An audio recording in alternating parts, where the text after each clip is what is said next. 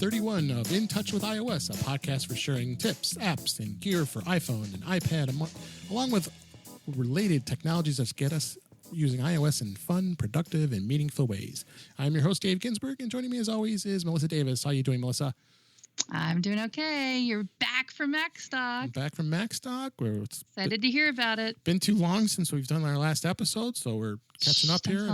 Don't tell anybody that. But that's our secret. We're going to have 2 episodes coming very quickly, so I'll talk about that later. So I've had such major FOMO, so that's why I have been kind of quiet on that front. You were sad, I know. Everybody so really missed you being there, and everybody said hello, and they were all very sad that you weren't there to hang out with us. But we had a blast, and I'll touch upon that in a little bit here because there's a lot to talk about that I can share with you, as well as I'll tease it. There is a digital pass available through MacStock. Mike Potter was kind enough to put that together, and I'll explain that in a little bit here.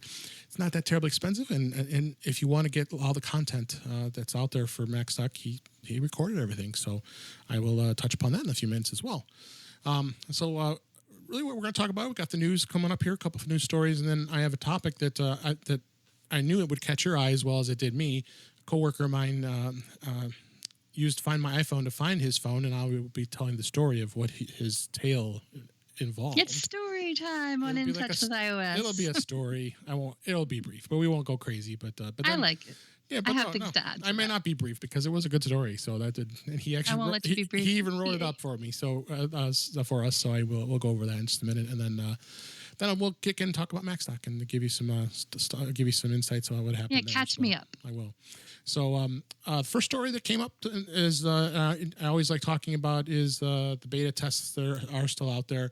iOS 12 is in developer beta 6 for the developers. It's in beta 5, I think, still to this point for the public testers. Again, disclaimer: always use spare devices. Don't use your primary device. I don't. I have an iPhone 6 and that's iPhone SE that I put those on. So be aware that don't spend a lot of time putting anything beta on there. So the biggest thing that they've put on there as far as that goes is the Siri shortcuts. I started testing it. I actually downloaded it yesterday, and you can use what's called Test Flight, and it's pretty slick. I mean, it looks just like Workflow. What a surprise! Yeah, I was going to ask you about that. So, Apple is it replacing Workflow? No, it is not going to replace Workflow. It's integrating with Workflow. It's integrating it into the iOS, so it's going to be an integration. You still will be able to use Workflow for other things, so I don't foresee them, as far as I know, and not change that. Of course, you have all the other stuff that they've done, some things that they've added. We've talked about before, the Animojis for the iPhone 10, Memoji of yourself, the screen time app to keep you, letting you know how much time you spend on your phone. Improvements to tongue detection. Tongue detection, yeah, there you go. And then group FaceTime.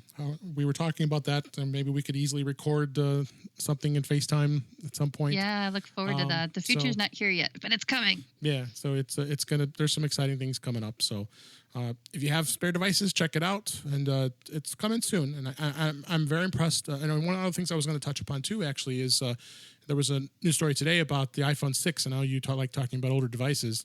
iPhone 6s, when you install iOS 12 on that device, it actually is faster than it was previously, even on iOS 11. I've been hearing that. That'll be good for my husband's phone. Yeah, we still have to get the battery replaced in it because that is not holding up so well. Do that quick. Yeah, speed is always good. How about you have the 5 SE? That's what you put it on.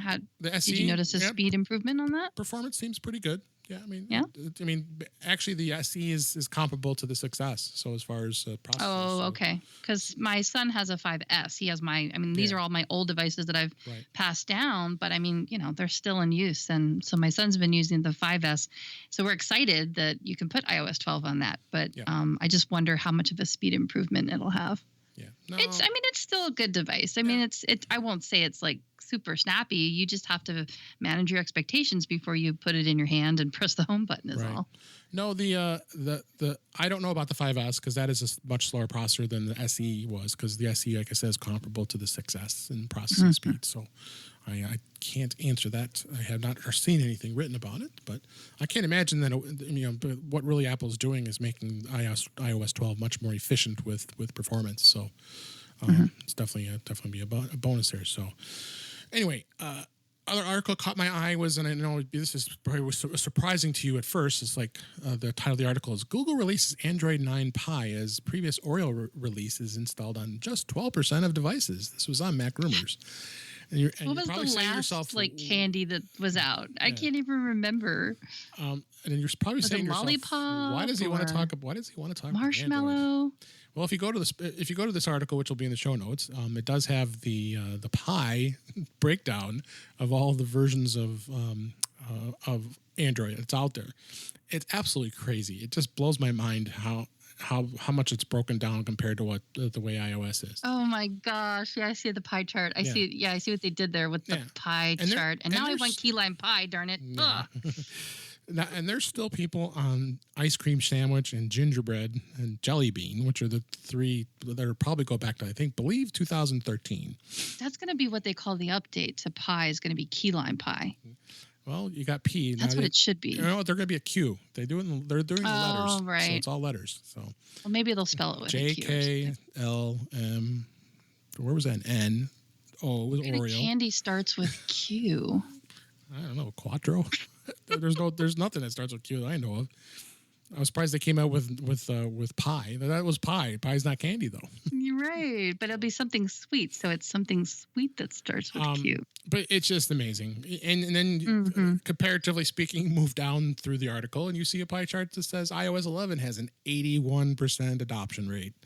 So, and when people say that Android isn't fragmented, it's right there. It's sliced up into pieces of pie. That's fragmentation. And then the thing is, too, Pie, the version 9 Pie is only being released to the Google devices right now. I mean, it'll take probably at least another year before it's released to the other devices because they're also carrier dependent, and the carriers don't want to spend the time to come up with a new version specific to their devices. So it's definitely going to be something that I don't care. It's Android, honestly. Well, yeah, but it's good for comparison, especially when people are asking you questions about, well, should I get an iPhone? Well, we can say we're a little biased with an In Touch with iOS podcast. I'm biased too, but I tell people that when they ask me. But I said, I dabble with test devices, and Android does have its pluses. And yeah, I mean, I have a tablet in the house, and I like to tinker with it once in a while. My kid's really into it. Like he likes retro stuff, and he likes old stuff. And I have no idea where he gets that from,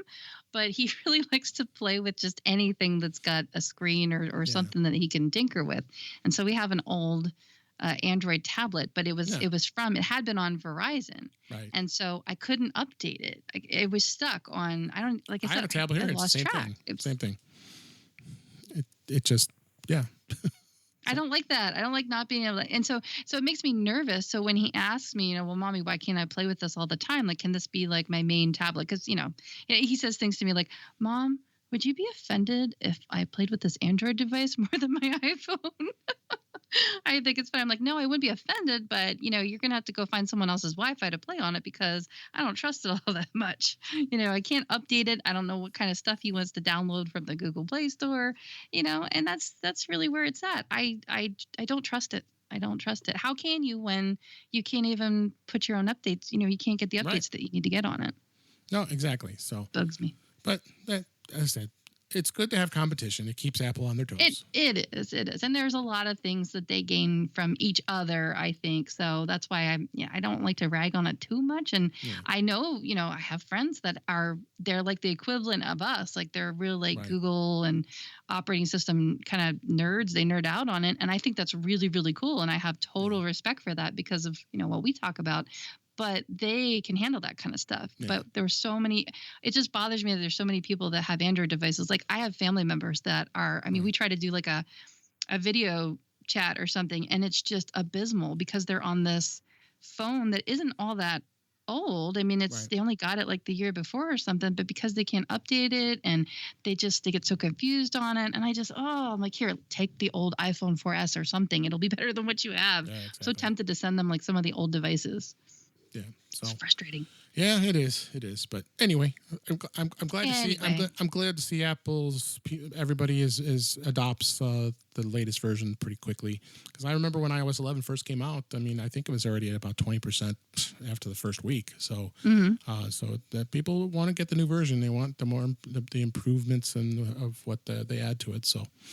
Well, and even my clients, I mean, we've talked about this in the past. There's, kind of two sides of it. There's the people who they really can't stand being forced into the updates. And that got really annoying because I think there was one where they did something where it was like, no, you have to update it. And it really upset them because they updated it and they didn't know what they were expecting. And I think it was when we went from 10.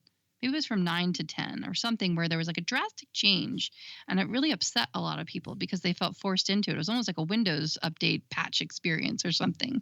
And I don't know if that's since calmed down. I mean, I don't get the little notification for a while. Like I usually see it on Twitter and I know that it's time to apply an incremental update. I mean, of course we know about the major ones, but even my clients, as much as they had been frustrated in the past with the updating/upgrading experience, lately, when I check in on them, I kind of do like a sort of like a health check on their devices, and oh yeah, I just apply the updates. Yeah, they're much more comfortable with it. So I think that's a sign that it is such an easy process and it's not as scary as it used to be, especially because they know now the difference because they've been through several upgrade cycles. And now they kind of see that, oh, it's just an update. It's just a point increment and it makes more sense to them now. So even I think that's just a good sign there that the update experience is a little bit smoother and a little bit easier to apply than some of these other ones. Yeah. So. Yep. So, but just keep your devices updated. That's all I say. So last article I wanted to talk about was about an Apple supplier that actually got hacked. It was kind of interesting. It's Oops. TSMC was recovering from a debilitating computer virus, and that stands for Taiwan Semiconductor Manufacturing Company. And they were recovering from a debilitating computer virus that hit many of its fabrication tools. It was last week, and when we record this, and the company said about 80% of the affected tools have been restored. And it was just now on a path to warn its customers. One of their customers, of course, is Apple. So that also affects the chips, the A11 Bionic and the A12 and all the processors that are going to be in the 2018 phones that are coming up. So there was a little bit of concern. And I guess what ended up happening was that whoever was in charge of installing the software updates to their fabrication tools, apparently that software update had a virus in it, kind of like the WannaCry, similar type of thing. So it was causing what it caused was to shut these machines down, and it also caused to affect their production of these chips. So since then, there was an update, and it was updated that TSMC is expecting to be able to fill the remaining orders for Apple, so there won't be any problems. So I want to be clear on this because I can tell you right now, my dad's going to see an article like that and go, oh, Apple has a virus. What should I do?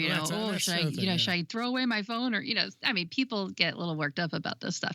It's not a virus that's going to affect Apple's software or Apple's hardware. It just affected the production, the supplying the orders of the parts that make up the iPhone. There's not an actual virus that's going into the phone somehow. Right. So I just want to make sure that people listening are clear that if your dad's listening too. You see the word virus, it's like, oh, freak out time now. So just be clear about where the virus is actually going. It's not touching the actual Apple parts. And hey, I mean, Apple just crossed the threshold for $3 trillion, did they not? 1 trillion.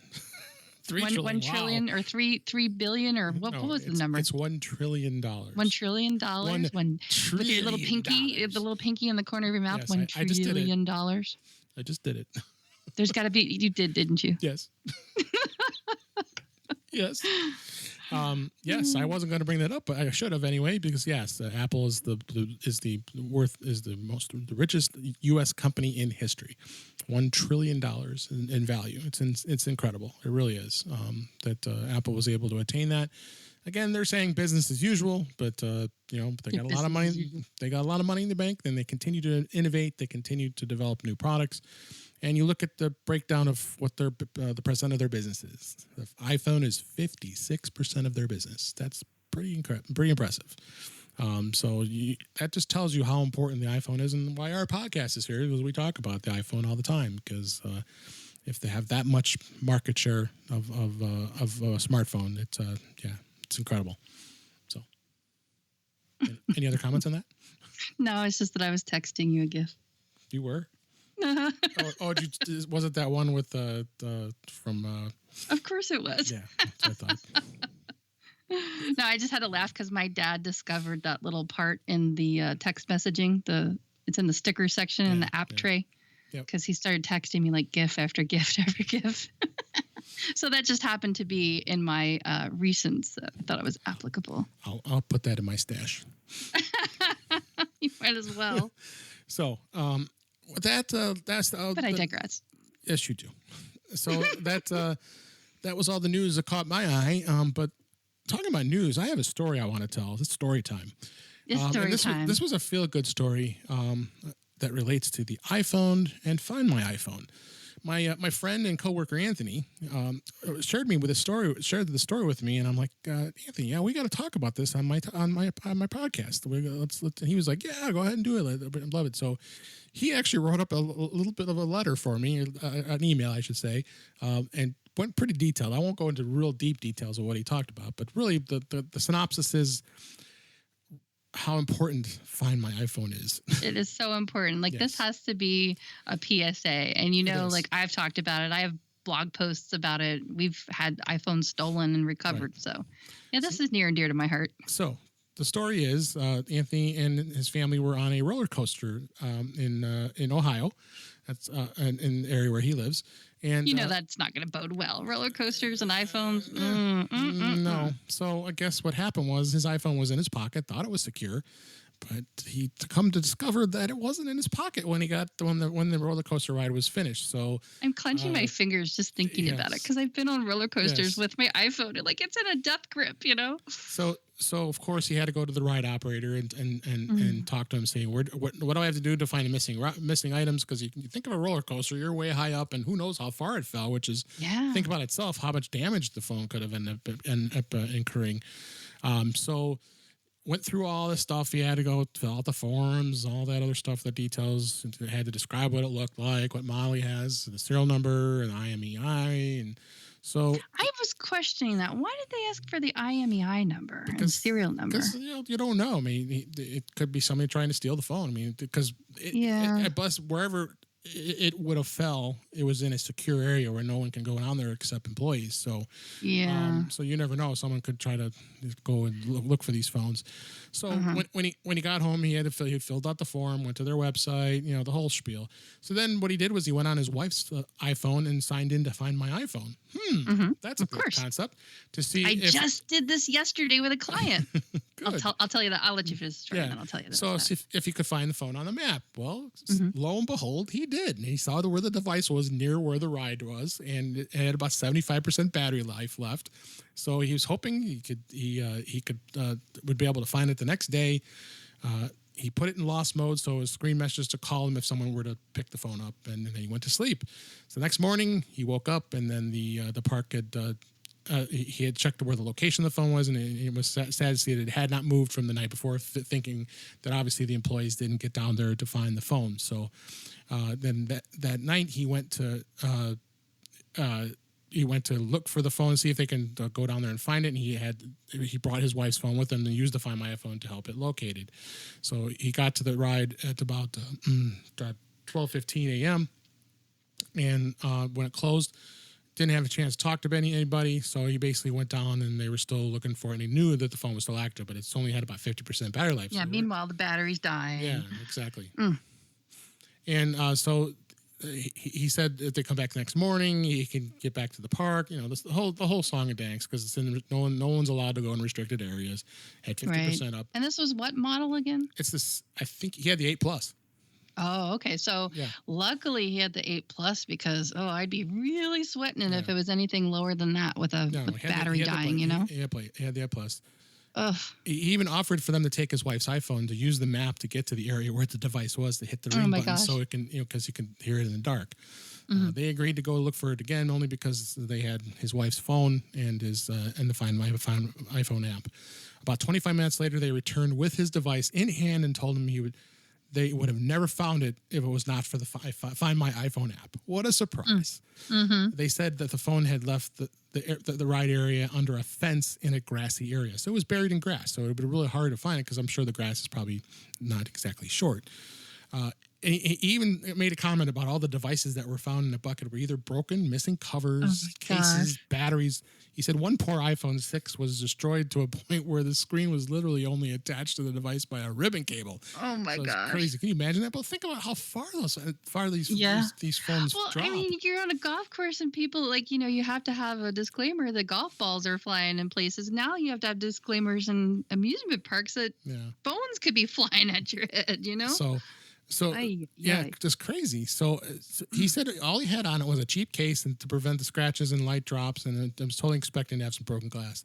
He kept telling himself that he could find a replacing a screen or case back through Apple Care is much cheaper than buying a new device. Absolutely, that's the reality. Yeah, I was shocked to find that there was no damage to the device other than some grass stuck in the case. Wow! Oh my gosh. I kept looking it over to find if it was broken.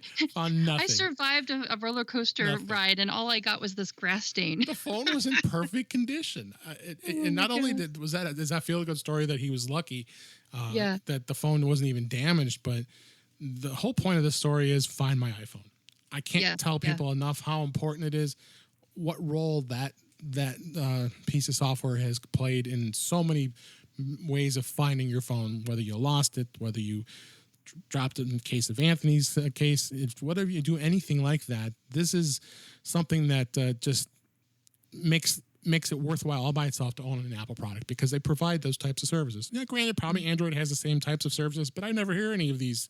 Right, you never hear these feel-good stories. And you could buy it through the carrier, but again, people always ask me, because they know, that I help people with iPhones and stuff, and they ask me about their Android device, or they ask me about some other device, and they say, I remember you saying, that you recovered stolen iPhones and that you found yours and stuff. Is there anything I can do? And I'm like, well, it just depends. I mean, you could buy a service through the carrier. Sometimes they can ping it. That's where, an IMEI number or something like that would come in. But again, you have to be paying for that service. Find My iPhone is just part of your iCloud service. Right. It just comes with your phone. It's nothing you have to pay for extra. So, great story. Thanks, Anthony, for sharing it with us. And I'm hoping the listeners enjoyed the story as well as that it just really tells you that you got to make sure that you have a Find My iPhone turn on. No ifs, ands, or buts about it. So, yeah, it's definitely a good requirement. I feel so good for him. Tell your friends and your family. Make sure that you just do it as like part of your, whenever you get together, you're going to hang out, say for the holidays or something. Say, hey, let me give you a checkup, and that'll be one of the first things you got to check. So make sure that they've got it turned on. Make sure that, and another thing that's really important, and this is where I'm going to tell you a little bit of a story. Two parts. So you got to make sure that you have it enabled, but then also there is another switch that isn't always on by default. Yep. And it says send the last known location, and make sure that that's turned on too. Mm-hmm. Because I'll tell you, I have lost count of how many times I've had people who, and the other part is make sure that you keep the battery charged. Yep. And, a lot of people are really into turning it off as in powering it off. And I always tell my clients, there's no really good reason that you ever need to power the device off. And a lot of people mistake the difference between just pressing in the top or the side button for powering it off. They think that that's turning it off. Right. It is only putting it in standby mode. It's just locking it. If you have, and this is a given too, I mean, you got to make sure you have it locked with a passcode. Yep. 4 digits is the minimum, and now we're starting to require 6 digits is better. But if you don't have it set up with a passcode, when you press that side button, it's not actually locking it because it's not set to lock. So, but I want to impress upon people how important it is to understand that button, that whether it's on the top or the side, depending on the model that you have, the way that you power it off is to hold it in. Right. and you have to hold it in and wait until it says slide to power off. Then you're actually powering the phone off. Right. When you're just pressing it one time, you're locking the screen, you're making it go dark, you're putting it in standby mode. Now, a lot of people's newer phones, the 7, the 8 on up, a lot of them are set to wake on raise. I usually turn that off because it's just one of those things that just annoys me. I don't like it to light up, and I like to conserve on the battery because I live in Arizona. Right. So I always turn that off. But a lot of people think that, oh, well, that's annoying me. So they think that they have to power it off, and so they press the button in and then they turn it off because they don't want it disrupting their sleep. And that I get. I understand that. We should do a whole episode in like how to really make your phone in do not disturb mode. Really, we've talked about that in the past and how you have to be careful. Sure. But a lot of people are powering them off. And the reason why I bring this up and that it's really important is because, and yourself, you have to think about your habits and how you are with your things, whether it's your car keys, anything that you carry with you. If you lose it a lot, you need to get in the habit of, always putting it in one of 3 places or making sure that you can locate it. If your phone is powered off, if you have pressed the slide button in and you held it and you slid to power it off, you will not be able to use Find My iPhone. So just know that. So that's why I always tell people there's really no good reason, unless you're having problems with, sleeping with it in your room or something that I can see, that you should ever have to power the phone off. Yep. And I usually tell people only power it off if you're trying to troubleshoot something. Then it's good to power it off and then power it back on, kind of resets caches and clears out some digital boogers of some sort. Then it's okay. But any other time, just lock it and just set it aside. And then that way you can still have the chance of finding it with Find My iPhone. And then the second most important thing after making sure that it's got power all the time is keeping the darn thing charged. Yeah. Now, your friend was really, was lucky that he had the 8 Plus because they've got a much bigger battery capacity. Right. So, I mean, as I was reading it and I saw the word battery percentage, I was starting to get like, oh no, oh no, it's coming, his battery's going to die. And, so I was happy to find out that he still had 50% battery. So that's another case for getting a phone that's got a long battery life, thinking about battery longevity, or even getting, a battery case or something, is the fact that if something like this happens to you, whether it's misplaced, whether it's stolen, whether it flies out on a roller coaster, that battery life is going to be really, really important to your ability to be able to locate it later. Because I've seen that happen too. Like I get on my husband's case all the time about keeping and my son now, anybody that basically has a phone on them, I'm always getting on them because like I said, they get my hand-me-down. So the battery has some age on it. It doesn't last as long. That was the first thing I did with back to school. Mm-hmm. Part of my back to school supplies was getting my son a juice, a battery pack that he could make sure that he kept it charged, because his is like one where it'll cost more than the phone's worth to replace the battery. So he gets a juice pack. But that was one of our back to school supplies, was like, nope, you got to make sure that this is charged, because that's what has happened to me in the past. Like I'll go and I'll log in, whether it's a client who's given me permission to do so or a family member or something that I'm trying to help out. I go and I log into their Find My iPhone, and the first thing I look at is the battery symbol. That's one of the very first things you want to check when and if this happens to you, is make sure that you look at that battery status indicator. And that's the first concern that you have, because then you're on borrowed time. You have a limited amount of time to be able to find this thing before it dies. And that's if you can even see it in the first place. He was lucky that he had, that it fell in an area where it still had, tower. It was still near a connection where it could connect to the internet. Right. You know what I mean? So, I mean, that's the other factor too, is make sure that you're going to, if your chances are better, if you've got a strong battery and if you're in a place where you have a good signal that it can connect to the internet. Another thing that I was thinking about as you were telling the story is, the wife had to give up her iPhone to the people. Like, in other words, they had to take it. There was a trust involved.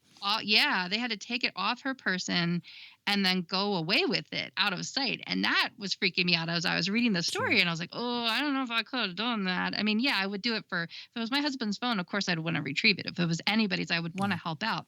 But here's what I would have done. And this is just something to think about, is I would have said, okay, you can take my phone. Give me a second. And I would have opened up Find My iPhone, had it ready to go, and I would have turned on guided access, and I would have locked it in that app, so that, just because it's a little trusty. Like my phone, as I've shown you, is my wallet. So I would have taken my cash out. I would have taken my cards out.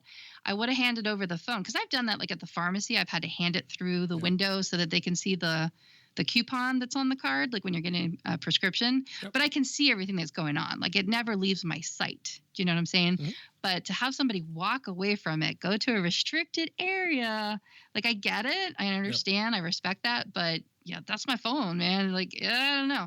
They're asking you for IMEI numbers and stuff like that. It's a little sketchy. Right. So I would have locked it in guided access in the Find My iPhone app so that they could still interact with it and operate it as they needed to, but then they couldn't get, at anything else, like my Apple Pay or anything. There's trust involved. So that's something that I would have done differently. The other thing that I wanted to talk about, like again, I said, I'll reiterate, make sure that you've got the last known location set up, because I had 2 instances just in this week alone, just in the last couple of days, where a client texted me, worried she couldn't find her iPhone. She knew that it was low on battery, or that she may have turned it off. And of course she did. She gave me permission. I looked it up. I saw, 1% battery. It was like red. I'm like, So she, we couldn't ping it. Like I sent the signal to it, but of course it was dead or dying. But she did find it when she was vacuuming. So, but at least having that last known location is important, because I was able to take a screenshot of the map and send it to her and say, because she was, she has an iPad or another device that she could check the messages on. And I said, at least it's on your property somewhere. It's in your house somewhere. Right. You know what I mean? You can see where it is on the map. So at least she knew, like, and in panic mode, that she hadn't left it at a restaurant or some other place. So that's why that's important. The other thing that I wanted to mention is, you're talking about a husband and wife scenario here, where the wife was able to log in to her husband's account using Find My iPhone. Now, there's 2 different ways you can go about that. One is if you have a family account. So if you're in a family plan, I have that turned on for my family.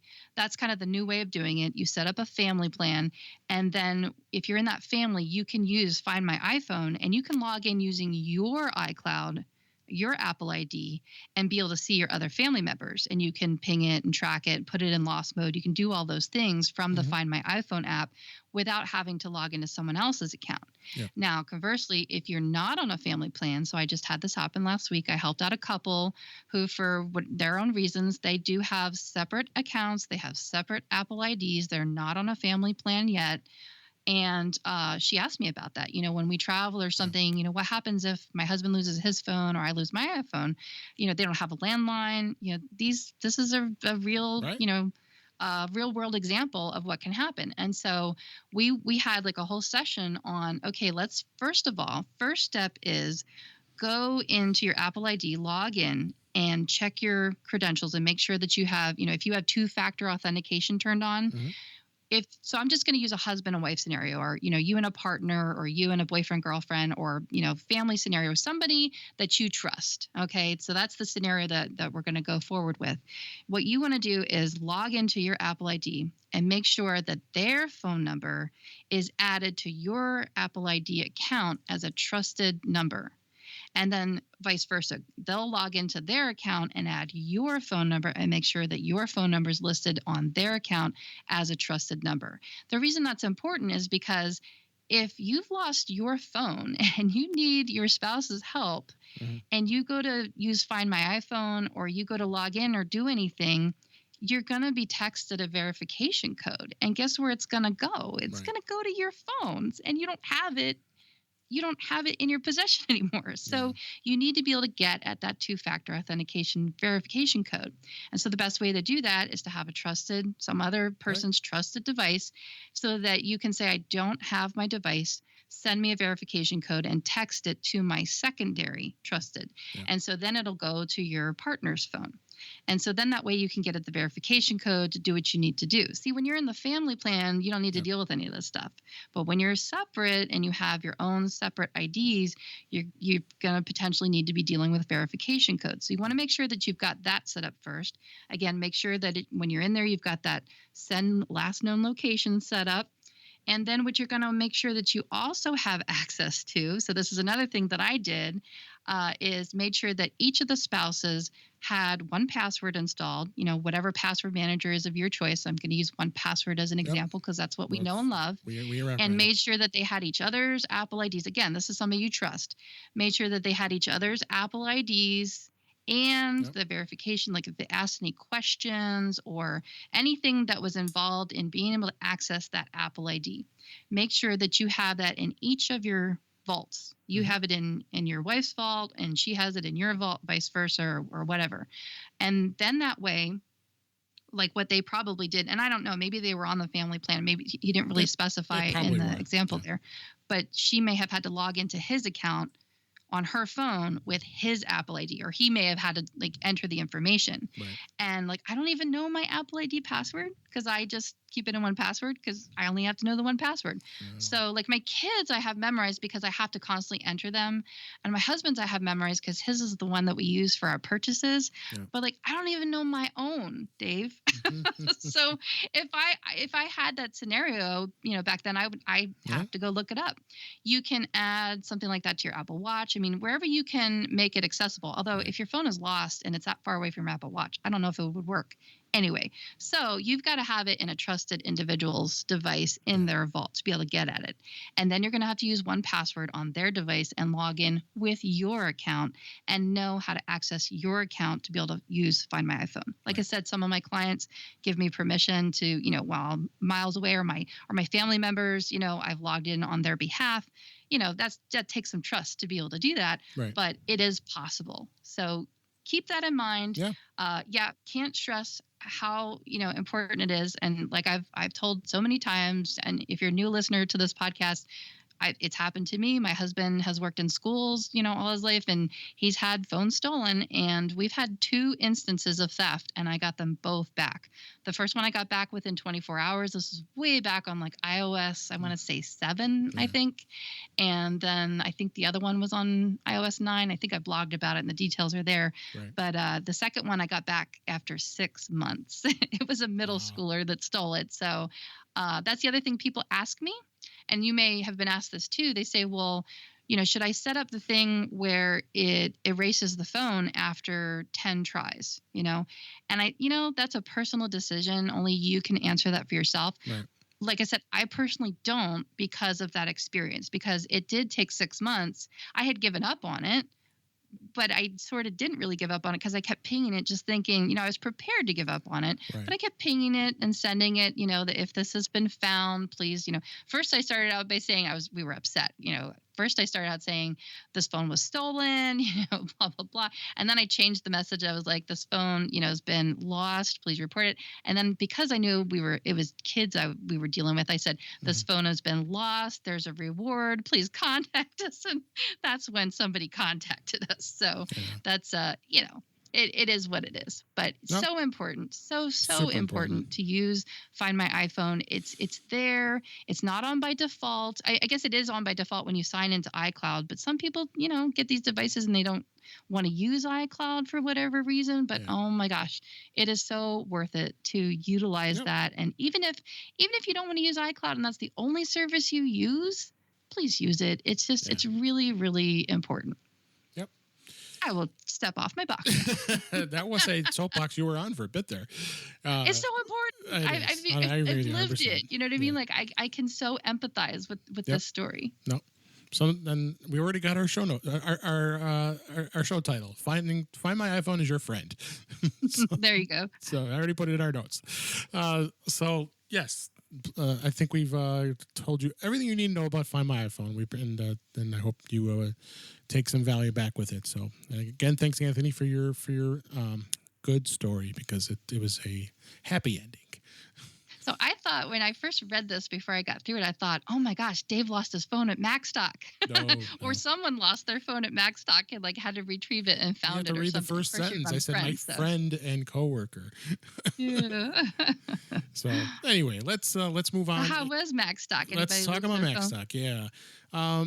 Yeah, well, my presentation went really well. I had a lot of great positive feedback. I'm not going to go through every single presentation that occurred, but Sure. I'll just talk through some of the folks and mention.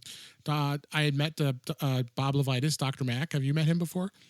Oh yeah, Bob and I go way back. Yeah. Okay, that's right. He did remember you from the tech days. I remember him saying that to me when we talked. Weren't you like an authorized repair center or something like that? He told me. I used to work with him a long time ago. Yes, he did remember you. So I don't know if that's bad or good. it's great. It's good. awesome. Yeah, no, he's great. So yeah, he's got a lot of energy. That's for sure. So it's the first time I had ever met him. So we hit it off real well, and he's a great guy. And if anybody knows, MacStock 2018's theme was productivity. He's your guy. And I'm going to tell you what next year's is too, because I don't think it's even been put out on any website yet. Because I know what it is. And you may, you can confirm because I probably said something, or maybe you might have saw it on Twitter or Facebook. It's possible. So yeah, he had a great keynote.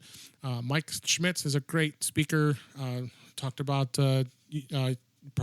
personal productivity and microblogging. I met Jean McDonald for the first time. She's a great gal. Have you met her as well? Yeah. Yep. I figure as much. And great topic on microblogging. And Brett Terpstra, he's a trip, and had some great things about tagging. He did a good job with that. And then my good friend Chuck Joyner on yours, he talked about buy what you use and use what you buy, and it was a great topic as far as that goes. Then it kicked in. This was the first day, and it kicked into deeper dives for all those speakers, and it was great. And then of course Guy Cyril, which I just came off of my. But before this show, I just did a double bubble here tonight. I was on. You're gonna sleep good tonight, aren't you? Back to the Future Go. No, you're not gonna be able to sleep. We had a good time. So if anybody wants to check that out, that'll get posted soon, and you can listen to that. They did the My Mac Games show, and this was funny as heck because they had. I don't know if you heard about. Larry O'Connor from OWC couldn't make it, so what they did is they put him on a stand. I don't know what they called the stand. He keeps telling me, and I forgot. Was it one of those iPads? iPad stands with the wheels, and it's on a Segway, yes. And he was able to control it, Larry. So they put it up on stage, and everybody started freaking out. No, don't go any further. He almost went off the edge of the stage. Oh wait, Larry did with the Segway and almost fell off the stage. Oh, yeah, they had to like stop him because he had full control of moving it. So they were doing the quiz, so he was answering the questions, and it almost fell off. It was just hilarious. So it was a lot of fun to Tim Robertson and Guy Cyril, and of course. Oh, that always is. Yeah, those guys bring the party. That's for sure. And you asked me what my favorite topic was, and I'll tell you that in a second. Dr. Mack, Bob Levitas spoke again, so he got a lot of speaking time. He did a 45-minute keynote plus a deep dive on both days. So his second topic was on how to do more work in less time and have more time for things you love. He's a very, very good teacher of productivity, so it was very fitting that he spoke this year. And then I did my presentation on Sunday, and I really had a great time, and a lot of things that people did take out of it. I mean, I had Mike Schmitz come up to me and say, hey, I didn't even know that about the Apple Watch. That was great how you brought that up, was knowing how to go into and changing the menu, the dock. You can go between list mode and grid mode. Oh, I love that. Yep. Yeah, and a lot of people don't know about that. So it was really cool. And I went through email, being productive. Doesn't it make you want to like hard press on everything on your Apple Watch just to see what it does? Yeah, exactly. That's my advice. Just hard press on everything. See what happens. So I mean, at first I was going to do like a productive workflow, but then I said, you know what? No one ever focuses on the Apple Watch. And that's what I said in my presentation. I said, you never see anything really focused on the Apple Watch. You always see everybody talks about the iPhone or the iPad. But I threw a little bit of iPad discussion into it as well, because the Notes app and the Files app are more primarily used for the iPhone and the iPad. So, I went deep. I went deep for 20 minutes, then talking about messages and the Mail app and the calendar. And it went really well. I was very happy, and then I had a lot of folks come up to me and said good things. Even Don McAllister made some good comments, which I always appreciate. And in fact, he wrote up a little blurb in his newsletter that he does for his the Screencast Online magazine. for subscribers and said that it was an iOS. He was like, you could tell in the tone of the way he wrote it. It's like, well, that someone would actually spend the time of just doing a presentation specifically on just iOS.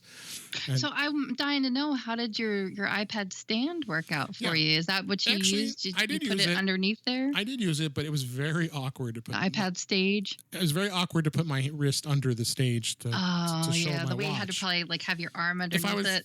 When I'm usually doing presentations for my Apple user group, I'm always sitting down, and that would have been a lot easier. And I'm definitely going to utilize it when I'm doing my special interest groups for iPhone. But other than that, the stand's awesome. I mean, it really helped me keep things in a position, and it helped me too by staying focused on my notes, and because as much as you practice and you read through all your notes and doing presentations, you went through it. Oh yeah, I've done that a couple times. Yeah, so but if you didn't have anybody else you had to interact yeah, exactly. with, try keeping track of notes for two people. So then the next one was Allison Sheridan, which you and I both absolutely adore. She did a great presentation, which she changed her topic in a week before. Before the presentation, she was going to do it on keyboard shortcuts, I believe, and then Chuck Joyner, when she came on to his show for the Road to Macstock, he talked her out of it. So she talked herself into doing a mind map. That's just so she could blame Chuck on something. Oh yeah, they're still having their fun. Yeah. And it would be Macstock without it. And I actually think that was my favorite presentation of all of them. And if you hadn't seen it already, because Allison, of course, her husband Steve records the session for it, so she had it posted pretty quickly. So I don't know if you had a chance to see it yet. I haven't watched it yet, though. Like I said, I'm still kind of overcoming my FOMO. that you missed it. Got a lot to digest over time. Now that the kids are back to school, I have a little bit of breathing room now. Good, but yeah, she did a great presentation on mind maps, and I was never really well versed on mind maps. I know you use mind maps a lot, so she'll definitely get you brushed up on that stuff. Then. My new friend Kelly Gamont spoke and talked about Text Expander, of course, because she's the queen of Text Expander, and she did a nice workflow presentation on that. Wrapped it back down on as far as talking about Markdown. My good friend Adam Christensen. That's the one I really want to see. That one. He did a great presentation on Markdown, and then of course Wally Drzezinski. Great videographer, and he did a great presentation on that. And then we went deeper dives. I did my deeper dive on the same topics, and everybody got some good information about that. I was up against Kelly, so I was kind of bummed I wasn't able to see it. So I'm actually going to be able to go back and see it on the video later. And then they wrapped it up with Love Notes to Newton, and I'll be honest with you, I cannot believe how many people that are still out there from a device that's over 20 years old that are still insanely obsessed about the Newton. Is it like an underground cult or something? Holy cow. The movie was good. It was a little long. I'll be honest with you. I was dozing off. I'll be the first to admit it. No, I wasn't the only one, because there were some times where it was just a little it got you dozing. Did you have a Newton? Never. No. I didn't get into the Apple world until 2005, 2006. Yeah. I never had one, but my good friend had one, and like he always had it on him. It was always in his shirt pocket. He let me play with the stylus, and you used to have to like know a certain language. Yeah. There was like a gesture language that you kind of had to learn to be able to go really quick on it. And of course, there was somebody that took advantage of this, because this person had Newtons to sell at the Macstock swap. Of course, the Macstock swap was, I didn't even mention that. There was an insane amount of stuff there. And Jody told me somebody actually bought the watch band right off of her wrist. Yeah. I think that's awesome. Oh yeah, for her stuff. But I'm talking about the Mac swap tables. I mean, there was just insane amounts. I mean, there was an old Mac Mini there. There was. Were you there when the young kid that bought the Mac Pro and he took it home with him? No, I didn't remember that, but I remember there was a kid over there, and I think I knew who that was. I think Daniel was his name. Is it his dad made the Go Away Monster app? He might have, yes. I mean, but they last year. Were you there last year or the year before? I was there the last 2 years. So. I only missed the first year. That was the only one I missed. Okay, so you were there last year. So this Daniel was the one that they bought that old Mac Pro. It was a G5. I have that one. And he took it home and he fixed it, got it all set up, and then he brought it back to swap it again. Oh, cool. So someone took it. There was a couple more G4s, G5s tower, the cheese grater Yeah. Mac Pros. They're And good stuff. There was a lot of good stuff. I still have one. I still have it. It's gonna be a server for something. There in itself is a great way to have swapping up a lot of your stuff. I'm pretty sure Jody brought a lot of her stuff too. So she did, yeah. So she did. She has it in her newsletter, yeah.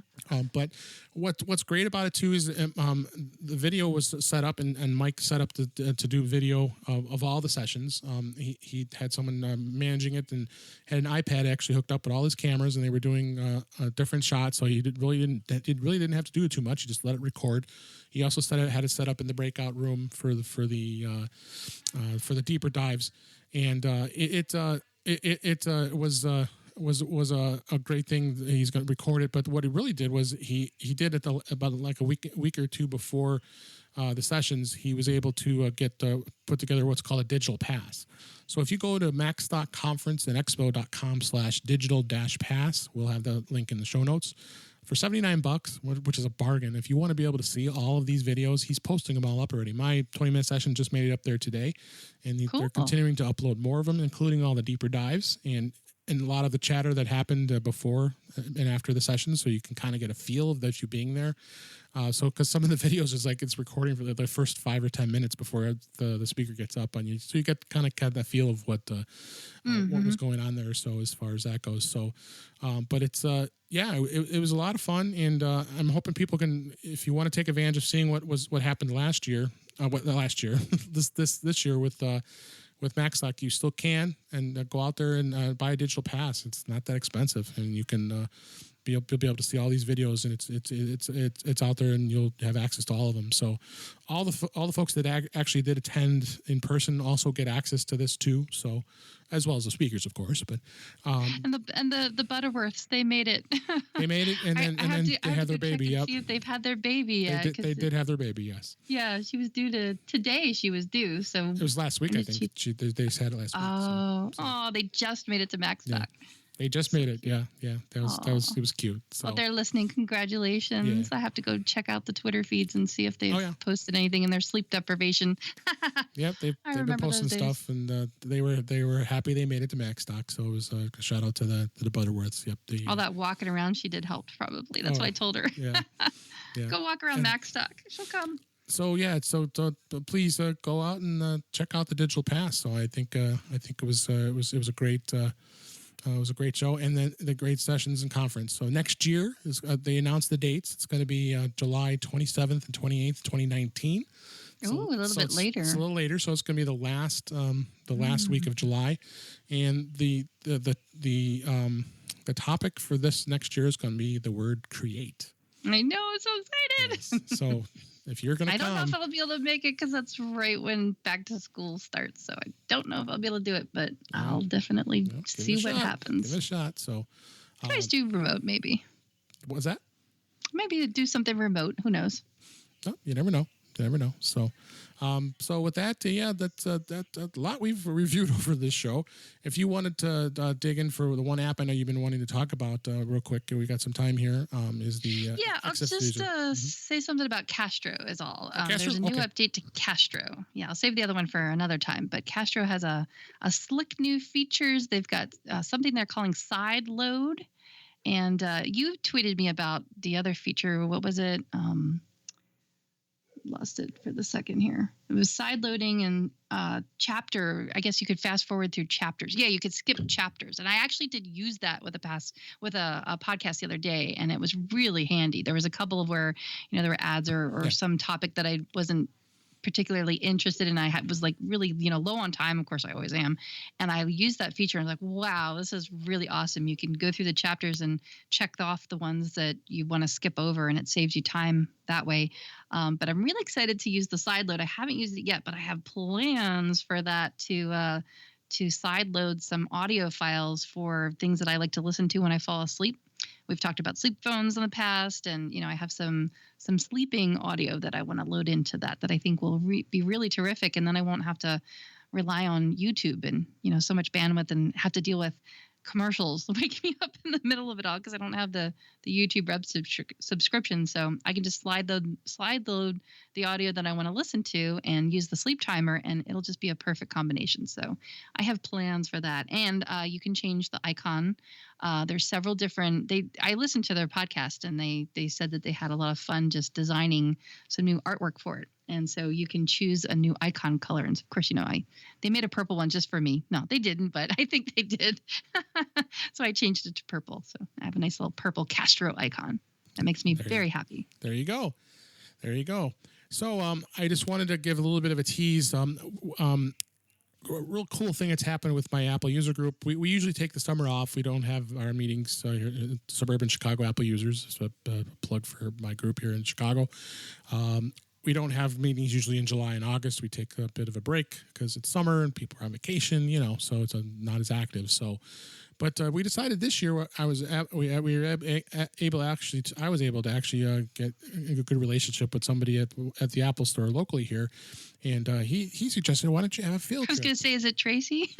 No, it's not Tracy. Hi, Tracy. But actually, Tracy just got promoted. She actually is. Nice. She is a creative now. I hadn't had a chance to talk to her yet. Yeah, she was just working in the store, but now she works as a creative, and I'm sure she'll be listening. And congrats, Tracy, because I did congrats her on LinkedIn. So you have to bring your group to visit her. Yeah, hopefully maybe we can get her to come out to talk to us. So that'd be fun. One point. So, but unfortunately for him, but unfortunately for us, is he is moving on. He's going to move out to New York and not going to be at the store anymore. So another person we have to work on, but I'm hoping we stay in contact with him. But what he suggested was, why don't we have a field trip out to the Apple store on Michigan Avenue in downtown Chicago, and of course they just built that store a little less than a year ago, and it's right on the riverfront. I saw some pictures. It was amazing looking. It's an amazing store. Been there a bunch of times now already.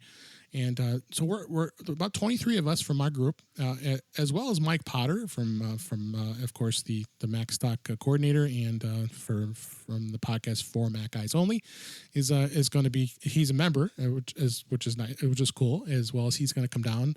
Because it's only for members. We only wanted to keep it for our members. This was kind of a perk. So we're going to come down, and we have a creative pro that's going to be speaking to us, and they're actually going to talk to us about Mojave and iOS 12, and which is pretty cool to have someone actually from Apple talk about it, because it's always, but Apple's been very open with their beta software, so it's great. And then we're also going to touch upon.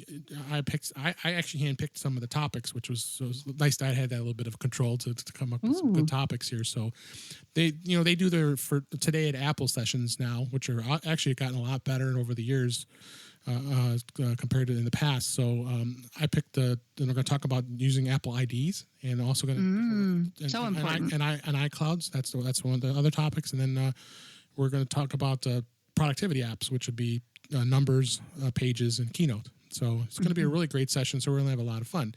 Reason we're bringing that up is I'm going to have to really advertise the people that we're doing this is the fact that Mike and I are both going to do podcasts. They're at the store on Saturday, assuming everything will go as planned, like we're planning here.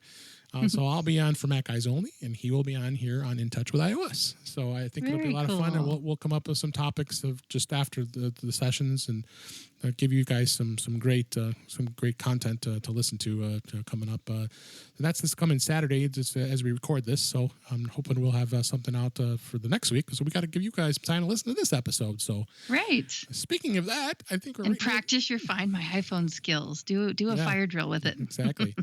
Speaking of that, I think it's time to wrap this up. Yep, it's time to put a bow on it. So really, really, really appreciate and thanks for listening. And we hope that you are more in touch with iOS after you hear this episode. Subscribe to our podcast in your favorite podcatcher, and show your friends how to find us on Apple Podcasts, on the Google Play Store, and on Stitcher Radio. Oh yeah, I forgot to mention. And on Spotify. You were excited about that. Before we close this out, I'm going to actually touch upon that a bit. I know we had the outro going here, but I just forgot about that. Yeah, it's great that we're on Spotify and all, but one of my kind of disappointments with Spotify is the way they support podcasts. It's really hard to find them. I mean, you were able to find them because there's a link, but if you go in the app, because my other podcast that I do, Off the Charts Horse Racing, is the one I do about horse racing. We're in there as well, and Yeah, there's a link to it. You can get to it. But I was looking at some of the statistics of who listens, when, and how. Very few people were listening, unfortunately. So we hope that you listen on Spotify. If you're a Spotify subscriber, yeah, definitely. If you subscribe to podcasts, make sure you add the Spotify feed of click the little heart button, and you can just find us by doing a search. So as long as you know to search for In Touch with iOS, you'll find us. We should probably put that on our website at some point here. I'll get to it. Yep. hint. If you don't do it, we'll take care of it as well. So we'll get that on the link. So anyway, we'll get the icon on there. So like I said, Apple Podcasts on the Google Play Store and on Stitcher Radio and Spotify. So we hope that's another. We have many ways of you being able to listen to us, so we appreciate it. We look forward to bringing you more useful information in future episodes. And I am Dave Ginsburg, and you can find me on the Twitters at DaveG65. And I'm Melissa Davis, and you can find me online all over at the Mac Mommy. We hope you subscribe for future episodes, and thanks for listening.